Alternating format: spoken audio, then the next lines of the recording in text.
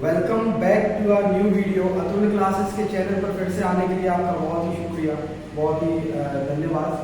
तो जैसा हम लोगों ने डिसाइड किया था बच्चों कि हम हमारे चैनल पर एक concept wise video series launch करने वाले हैं, जिसमें हम हर एक चैप्टर का ब्रीफ एक्सप्लेनेशन देंगे, जो हाफ ईयरली तक का रहेगा। हाफ ईयरली में उसमें हमने आपको एश्योरेंस दी है कि आपके 90+% जो सब्जेक्ट की वीडियोस आप देखोगे उसमें गारंटीड बनेगी। तो उसी सीक्वेंस में हमारा पहला वीडियो आज हम बना रहे हैं, जो है क्लास 9 के बायोलॉजी के chapter first, the fundamental unit of life.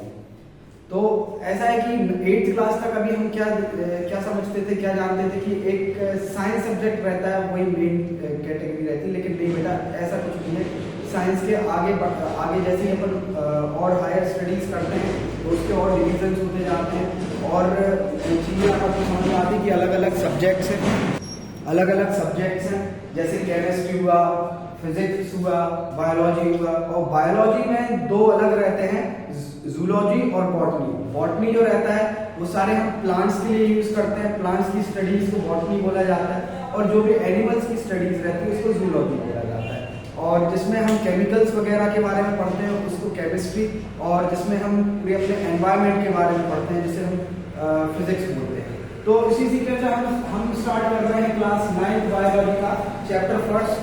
और मेरी आपसे फिर से वही रिक्वेस्ट है जो हमारी स्टार्टिंग में रहती है कि प्लीज़ मेरे चैनल को सब्सक्राइब करें और ज़्यादा शेयर करें, ताकि हर बच्चों तक मेरी वीडियोस पहुंचते रहे। तो चलिए शुरू करते हैं हम हमारे चैप्टर से, the fundamental unit of life. The fundamental unit of life, सबसे पहले हम इस चैप्टर के बारे में समझ लेते हैं। ये टॉपिक कहना क्या जा रहा है, the fundamental unit of life. Fundamental मतलब can be said as base और फाउंडेशन ऑफ एनीथिंग, और can be said that it is very important और necessary. It is very important और नेसेसरी थिंग। फंडामेंटल मतलब होता है कोई बहुत ही जरूरी चीज हमारी बॉडी की, जो अगर नहीं होगा तो हम लाइफ में एग्जिस्ट ही नहीं कर पाएंगे। लाइफ हमारी एक बेस कह सकते हो, उसको फाउंडेशन कह सकते हो, आप उसे नींव कह सकते हो। फाउंडेशन का मतलब होता है नींव, जो स्टार्टिंग बेस पॉइंट जो रहता है वो। यूनिट मतलब denotes any single part which is a part of any bigger thing. Unit मतलब कोई एक बड़ी चीज है, उसका एक छोटा सा भाग, उसे हम यूनिट बोलते हैं। और लाइफ के बारे में अगर आप डिटेल में जानना चाहते हो तो आप मेरी द लिविंग वर्ल्ड क्लास 11 की बायो की चैप्टर फर्स्ट की वीडियो देख सकते हैं। उसमें बहुत ही डिटेल में क्लियर तरीके से, बहुत ही मतलब अंदरूनी तरीके से समझाया है कि लाइफ आखिर होती क्या है, और किसी भी लिविंग ऑर्गेनिज्म और नॉन लिविंग ऑर्गेनिज्म में हम डिफरेंस कैसे बता सकते हैं, वो आप मेरी वो वीडियो देख सकते हैं। मैं डिस्क्रिप्शन में लिंक डाल दूंगा उसकी।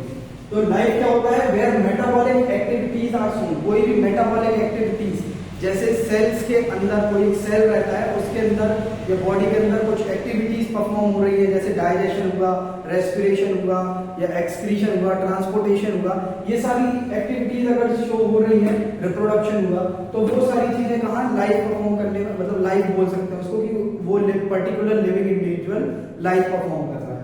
तो क्या समझ में आया हमें, फंडामेंटल मतलब ऐसी कोई बहुत ही बेसिक या जरूरी चीज, जरूरी छोटी चीज।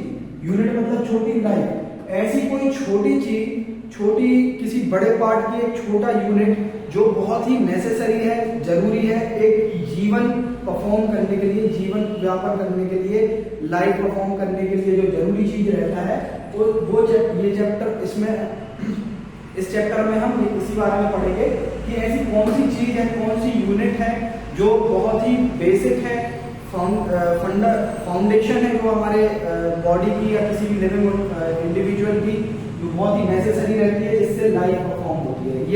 ये सारी चीजें वीडियो में और इस चैप्टर में पढ़ेंगे।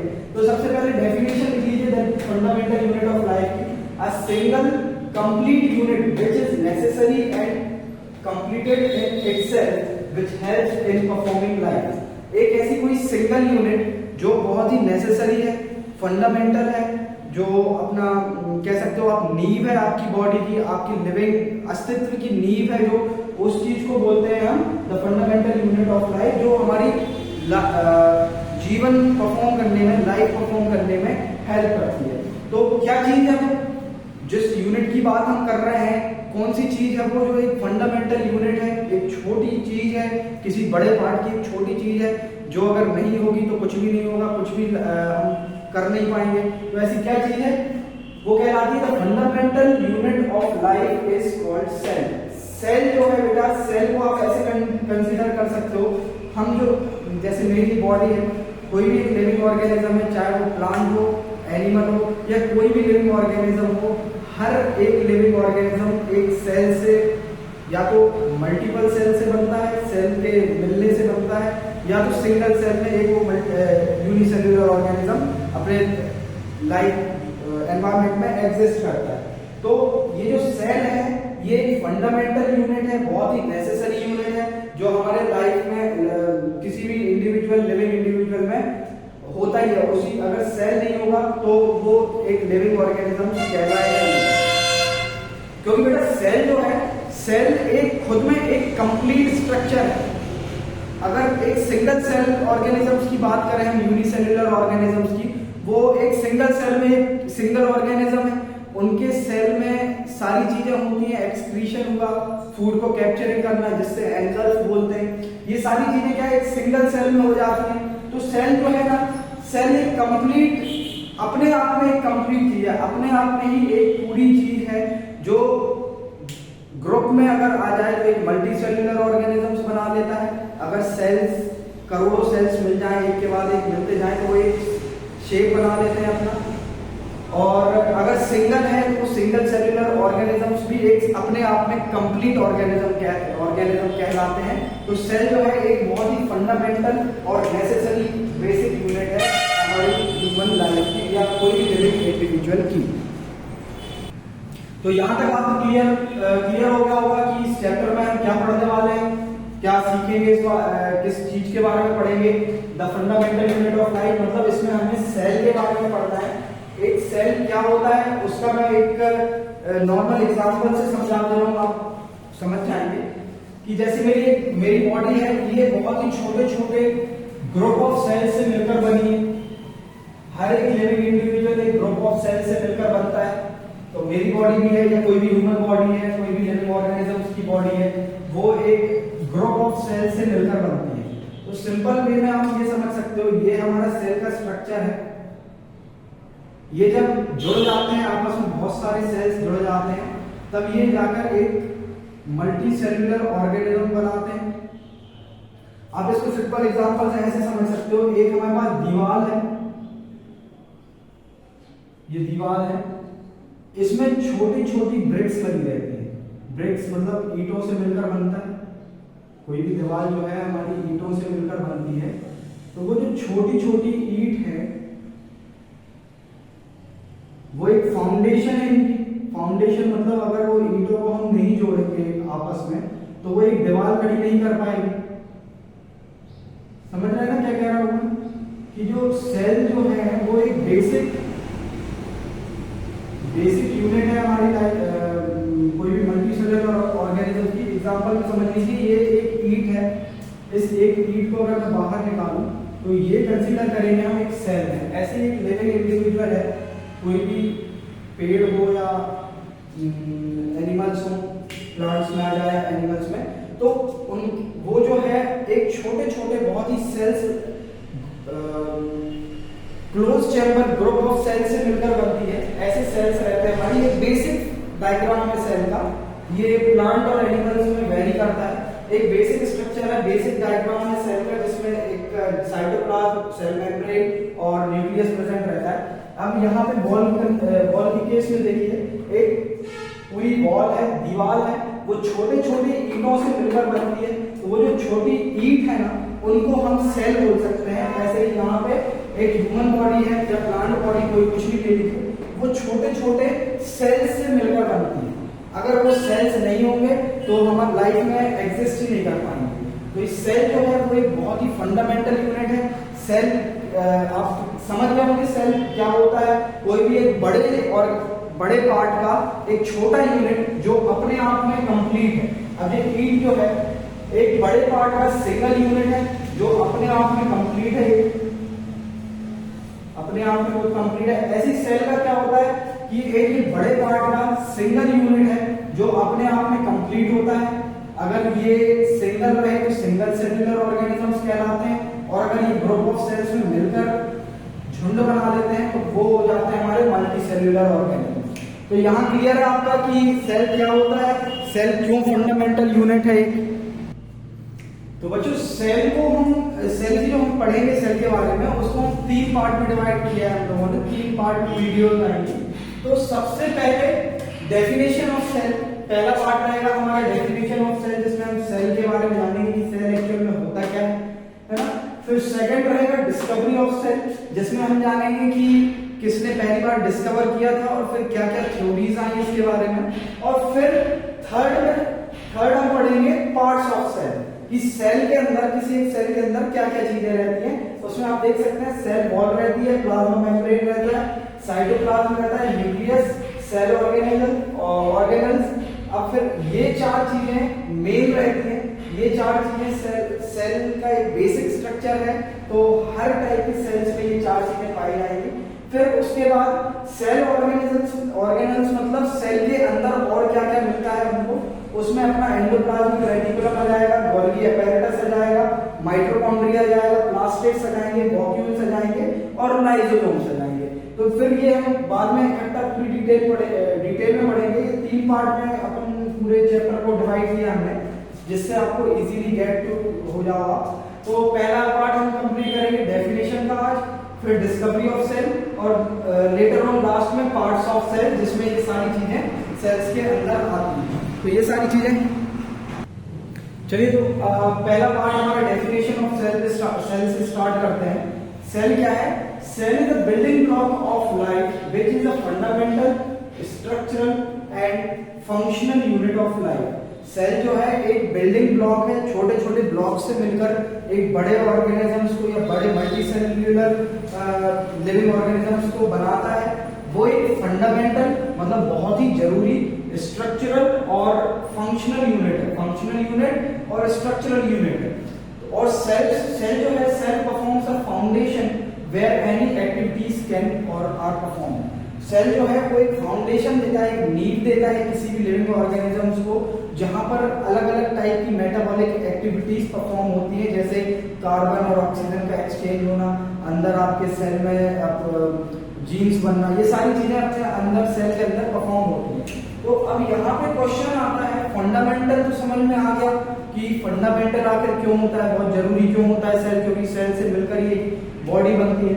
अब यहाँ पे आता है वाई स्ट्रक्चरल, इसको एक स्ट्रक्चरल यूनिट क्यों बोला जाता है? स्ट्रक्चरल यूनिट इसलिए बोला जाता है क्योंकि it provide structure to any living organisms. कोई भी ऑर्गेनिज्म है उनको उस टेंडेंसी में वो ज्वाइन होते हैं सेल्स एक दूसरे से, कि एक स्ट्रक्चर प्रोवाइड करते हैं। जैसे मेरी बॉडी है, मेरे 2 हाथ हैं, आंख है, मेरे आप स्ट्रक्चर दिख रहा है आपको, और ये पूरी बॉडी जो है वो छोटे छोटे सेल से मिलकर बनी है। तो सेल क्या कर रहा है? एक स्ट्रक्चर प्रोवाइड कर रहा है किसी इंडिविजुअल को, किसी भी लिविंग ऑर्गेनिज्म को। जैसे मेरी बॉडी का एग्जांपल ले लीजिए, हाथ की उंगलियों का शेप आपको क्लियरली विजिबल है, पूरी उंगलियां या आंखें दिख रही है, कान है, सिर है, लिप्स है, ये सारे क्या स्ट्रक्चर प्रोवाइड कर रहा है। तो इसीलिए इसको एक स्ट्रक्चरल यूनिट ऑफ लाइफ भी बोला जाता है, क्योंकि it provides structure to any living individual और लिविंग ऑर्गेनिज्म। अब सेकंड पॉइंट आता है व्हाई फंक्शनल। इसको फंक्शनल यूनिट क्यों बोला जाता है?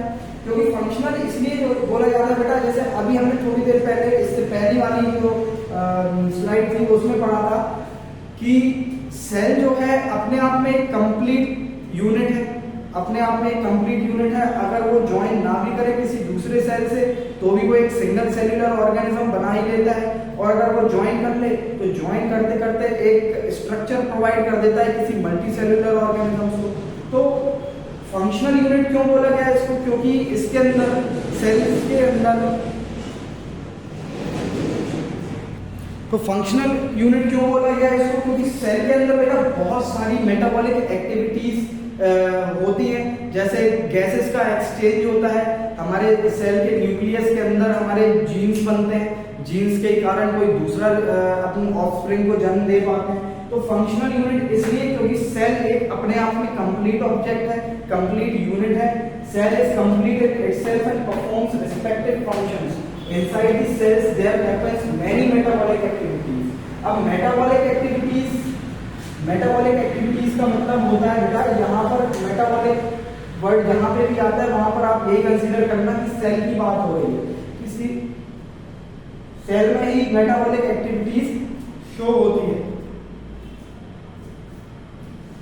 तो फंक्शनल यूनिट इसलिए बोला जाता है इसको क्योंकि ये एक सिंगल सेल है, सिंगल अपने आप में कंप्लीट है और वो फंक्शन करता है। अगर एक सिंगल भी रहे तो भी वो एक लिविंग सेल रहेगा, और ग्रुप ऑफ सेल्स मिल जाए तो भी एक लिविंग सेल्स रहेगा, इसलिए इसको एक फंक्शनल यूनिट बोला जाता है। तो सेल की डेफिनेशन ये आप ले सकते हैं कहीं पे भी बोर्ड में या किसी भी एग्जाम में पूछी जाए सेल क्या होता है, तो आप अगर ये डेफिनेशन बस इतना लिख के आ जाओगे आपको फुल मार्क्स मिल जाएंगे। Cell is a building block of living of life which is a fundamental structural and functional unit of life. Fundamental जो है, फंडामेंटल हम पढ़ चुके हैं कि क्यों फंडामेंटल है, ये एक नींव है। Cell performs a foundation, foundation मतलब नींव। Cell performs a foundation where any activities are perform. अब इसको स्ट्रक्चरल क्यों बोला जाता है, क्योंकि it provides structure to any living organisms. और सिंगल सेल के लिए भी एक स्ट्रक्चर है, सिंगल सेल का, जैसे हमारा अमीबा का शेप कोई डेफिनेट शेप नहीं होता, वो चेंज होता रहता है। तो एक स्ट्रक्चर प्रोवाइड कर रहा है कि नहीं अमीबा को, कोई सा भी रैंडम स्ट्रक्चर ही दे रहा हो। फिर सेकंड आता है पॉइंट कि व्हाई फंक्शनल। तो cell is a completed itself and performs respective functions. Inside the cells there are happens many metabolic activities. Cell अपने आप में एक कंप्लीट यूनिट है और उसके सेल के अंदर बहुत सारी एक्टिविटीज होती हैं। जैसे हमारे हर एक सेल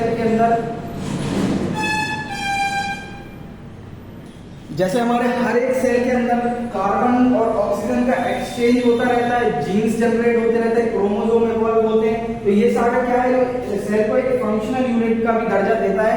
सेल एक फंक्शनल यूनिट भी कहलाता है क्योंकि वो अपनी बॉडी के अंदर सारे फंक्शंस परफॉर्म कर लेता है।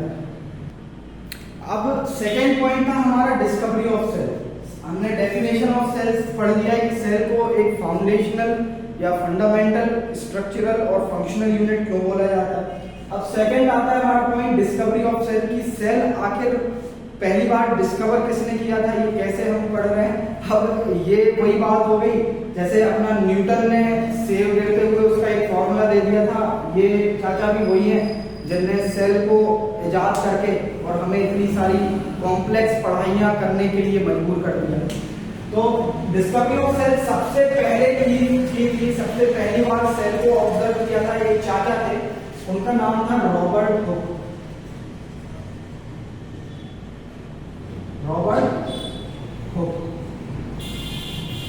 इन्होंने 1665 में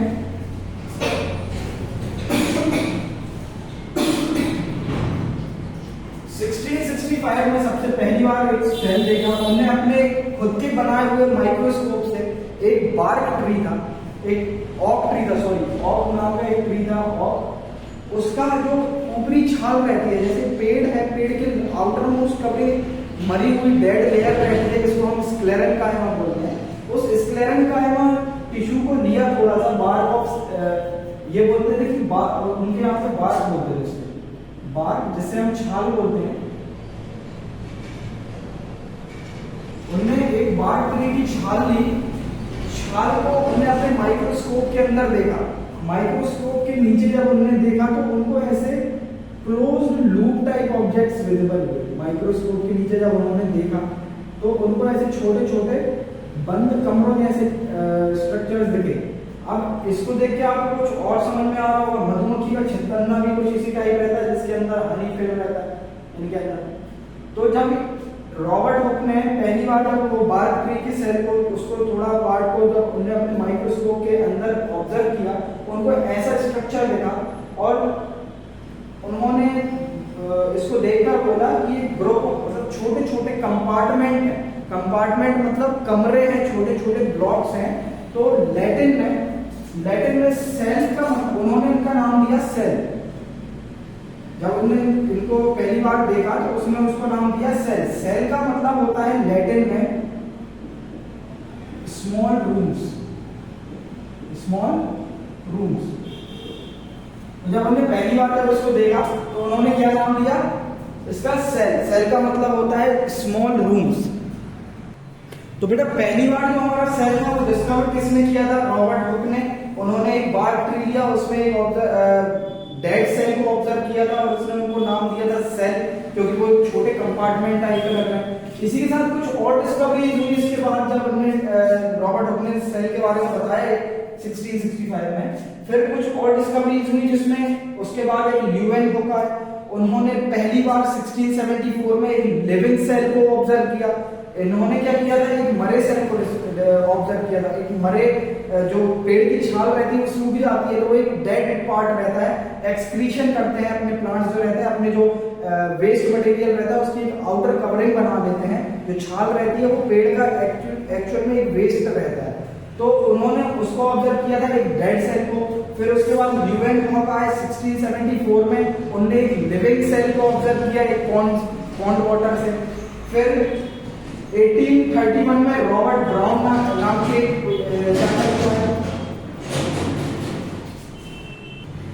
1831 में रॉबर्ट ब्राउन नाम के चाचा किया, उन्होंने पहली बार बताया कि एक सेल के अंदर, जैसे रॉबर्ट ब्राउन ने क्या बताया, रॉबर्ट हुक ने बताया था कि छोटे छोटे कंपार्टमेंट्स रहते हैं। ल्यूवेन हॉक ने 1674 में पहली बार किसी लिविंग सेल को डिस्कवर किया था, किसी जीते जागते सेल को ऑब्जर्व किया था। लेकिन रॉबर्ट ब्राउन ने पहली बार बताया था कि सेल के अंदर एक ये लास्ट पार्ट नहीं है किसी ऑर्गेनिज्म का, किसी भी ऑर्गेनिज्म का सबसे छोटा पार्ट सेल नहीं होता है। ये बात हमें रॉबर्ट ब्राउन ने बताई थी कि सेल के अंदर भी कुछ ऑर्गेनल्स होते हैं, कुछ और पार्टिकल्स होते हैं सेल के अंदर भी। तो इन्होंने सबसे पहली बार न्यूक्लियस को ऑब्जर्व किया था। क्या किया था इन्होंने ऑब्जर्व? न्यूक्लियस। सेल के अंदर जो एक हमारा ब्रेन रहता है सेल का, उसको पहली बार ऑब्जर्व किया था। फिर 1839 में पर्किंजे आए, उन्होंने प्रोटोप्लाज्म बताया। प्रोटोप्लाज्म क्या होता है? मेरी एक सेल वाले चैप्टर में एक न्यूक्लियस के बारे में ब्रीफ इंफॉर्मेशन वीडियो डली है चैनल पे, आप जाके देख सकते हो कि प्रोटोप्लाज्म क्या होता है। प्रोटोप्लाज्म एक्चुअल में न्यूक्लियस के अंदर पाया जाता है जो क्रोमोसोम्स बनाता है। तो प्रोटोप्लाज्म पहली बार हमारा 1839 में पर्किंजे ने डिस्कवर किया। फिर इसके साथ बेटा कुछ थ्योरीज भी निकल के आई सेल के बारे में, कुछ अलग अलग थ्योरीज थी जो फिर कुछ तीसरी साइंटिस्ट ने आकर सुधारी भी उनको, मतलब उन्होंने पुराने जो थ्योरीज थी उनको कैंसिल किया, बोला कि ऐसा नहीं है, कुछ नई थ्योरीज दी उन्होंने। तो वो थ्योरीज भी हम अब अगली स्लाइड में पढ़ेंगे। तो बच्चों सेल थ्योरी कुछ हमारे दो साइंटिस्ट थे जिन्होंने सेल थ्योरी दी थी। दो साइंटिस्ट थे, एक का नाम था स्लेडन और दूसरे का नाम था श्वान।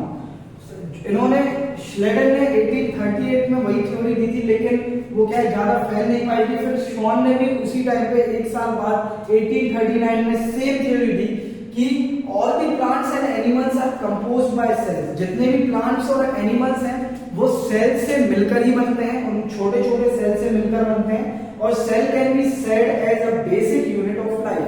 सेल को एक बेसिक यूनिट बोला उन्होंने कि सेल जो है हर एक लिविंग ऑर्गेनिजम्स का, चाहे वो प्लांट हो एनिमल हो, उसका एक बेसिक यूनिट है जो हमारे छोटे छोटे सेल्स रहते हैं। फिर वही 1855 में वही उसी थ्योरी अपने स्लेडन और श्वान ने दी थी 1838 और 1839 में, उसी को वर्कशॉप ने 1855 में थोड़ा और एक्सपांड किया। मतलब थ्योरी सेम थी, यही कि उसमें कुछ और सुधार किए। उन्होंने बोला कि जो कोई भी पर्टिकुलर सेल है, कोई भी सेल है, वो एक प्री एग्जिस्टिंग सेल से ही इवॉल्व होता है, अपने आप जन्म नहीं ले लेता है कोई भी सेल। जो सेल बन रहा है, कोई भी नया सेल है या किसी भी सेल को हम ऑब्जर्व कर रहे हैं, वो किसी पुराने सेल से डिवीजन होके या माइटोसिस मियोसिस होके फ्यूजन होके एक नया सेल बना है। वो खुद से अपने आप में एक नया इंडिविजुअल नहीं बना है, वो किसी दूसरे सेल से प्री एग्जिस्टिंग मतलब जो पहले से ही अस्तित्व में था, उससे डिवाइड होकर एक नया सेल बना है। जैसे आप ऐसा समझ सकते हो कि हम एक एग्जांपल लेते हैं, हम कोई बीज लगा रहे हैं, जैसे मान लीजिए आम का पेड़ लगा रहे हैं। हमारा एक आम का पेड़ था, वो प्लांट जो है सेल से मिलकर बना है, बहुत सारे छोटे छोटे सेल से मिलकर बना है। अब उसका जो सीड बन रहा है, जो उसका बीज बनेगा, वो भी सेल से ही बनेगा, छोटे छोटे सेल्स इंक्लूड होंगे। फिर जब हम उस बीज को, सीड को कहीं दूसरी जगह जाकर अगर लगा देंगे तो ऐसा तो है नहीं है कि वो खुद अपने आप इवॉल्व हो गया। वो कहाँ से इवॉल्व हुआ है? किसी प्री एग्जिस्टिंग सेल से इवॉल्व हुआ है ना। किसी पहले पेड़ से, कोई पुराना पेड़ था जिसने वो बीज आम खाया हमने और वो उस आम की गुठली को जाके कहीं दूसरी जगह लगा दिया, तो वो क्या हो रहा है? किसी प्री एग्जिस्टिंग, जो पहले से ही अस्तित्व में जो सेल्स थे उनसे डिवीजन होके या अलग होकर एक नया सेल बना है। तो जो वर्षाव ने 1855 में यही डिस्कवरी की कि कोई भी सेल जो है वो खुद अपने आप इवॉल्व नहीं होता है, उसको इवॉल्व होने के लिए वो उसका जो अस्तित्व है किसी प्री एग्जिस्टिंग सेल से भी आता है। कोई जो सेल पहले से ही एनवायरमेंट में था उसी से वो नया सेल बनेगा, एक नया सेल खुद अपने आप इवॉल्व नहीं होता है। ये थ्योरी दी थी हमारे वर्षाव ने 1855 में। अब यहाँ तक हमारा डेफिनेशन ऑफ सेल्स और डिस्कवरी ऑफ सेल्स कंप्लीट हो चुका है। सेल्स किसने डिस्कवर किए ये भी क्लियर हो गया। तो सेल थ्योरी किसने दी थी? पहले दो साइंटिस्ट थे।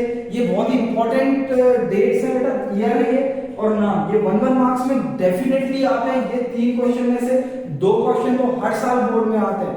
ये आप भले ही सोचो कि 10th क्लास में तो रहता नहीं है, लेकिन ये आ ही जाते हैं। 9th 10th का कंबाइंड सिलेबस आता है 10th क्लास में। तो पहली बार किसने थ्योरी दी थी? हमारे 2 साइंटिस्ट ने, क्लेडन और श्वान ने, 1838 और 1839 में। उसी क्या थ्योरी दी थी उन्होंने कि हर एक लिविंग इंडिविजुअल, चाहे वो प्लांट हो या एनिमल हो, वो सेल से कंपोज होकर, कंपोज मतलब एक दूसरे से सेल का मिलकर बने हुए रहते हैं प्लांट्स और एनिमल्स। और फिर उसी को 1855 में हमारे वर्षाव चाचा ने थोड़ा और एक्सपांड किया और उन्होंने बताया कि कोई भी जो सेल रहता है, कोई भी एक पर्टिकुलर सेल है, वो अपने आप इवॉल्व नहीं हुआ है, अपने आप एकदम से नहीं बना है। वो किसी प्री एग्जिस्टिंग सेल, जो पहले से ही अस्तित्व में जो सेल्स थे उनसे डिवाइड होकर या डिवीजन होकर एक नया सेल उसने अपने आप को बनाया है। खुद अपने आप नहीं बनते। ये थ्योरी दी थी हमारे वर्षाव ने। तो यहाँ पर हमारा डेफिनेशन और डिस्कवरी ऑफ सेल कंप्लीट हो गया है। अब हम यहाँ से स्टार्ट करेंगे नेक्स्ट वीडियो में parts of cells. Parts of cells में, क्योंकि इसको दूसरी वीडियो में इसलिए रखा है बेटा क्योंकि यही वीडियो हमारी करीब आधा 1 घंटे की हो गई है। फिर हम नेक्स्ट वीडियो में पार्ट ऑफ सेल्स पूरा कवर करेंगे। ये 3 पार्ट में रहेगी ये फर्स्ट चैप्टर की वीडियो आपकी 9th क्लास की, क्योंकि बहुत ही बेसिक चीज है। यहाँ से ही आपके बायोलॉजी की स्टार्ट होता है। बायोलॉजी पार्ट जो है स्टार्ट हो रहा है। आप सेल पढ़ रहे हो, सेल के बाद ही आप धीरे धीरे और ऑर्गेनिजम्स के बारे में पढ़ोगे। तो सेल जो है एक बेसिक पॉइंट है, बेसिक टॉपिक है। फंडामेंटल यूनिट ऑफ लाइफ जो पहला चैप्टर है वो बहुत ही बेसिक चैप्टर है। उसको अपन को धीरे धीरे समझना पड़ेगा। अभी तक अपन ने डेफिनेशन पढ़ ली, फंडामेंटल क्या होता है, यूनिट क्या होता है, लाइफ क्या होता है, ये सारी चीजें पढ़ ली है। डिस्कवरी ऑफ सेल्स पढ़ ली है। थ्योरी किसने दी है, ये वाली चीज पढ़ ली है अपन ने। अब हम यहाँ से बढ़ेंगे आगे सेल बॉडी पार्ट्स तक, सेल बॉडी पार्ट पर। तो अब हम वो नेक्स्ट वीडियोस में कवर करेंगे। और मेरी सबसे यही रिक्वेस्ट है कि ये अतुल क्लासेस के चैनल को सब्सक्राइब करें और धीरे धीरे शेयर करते जाएं ताकि सबके पास हमारी वीडियोस पहुंचते रहें। धन्यवाद। शब्बा खैर।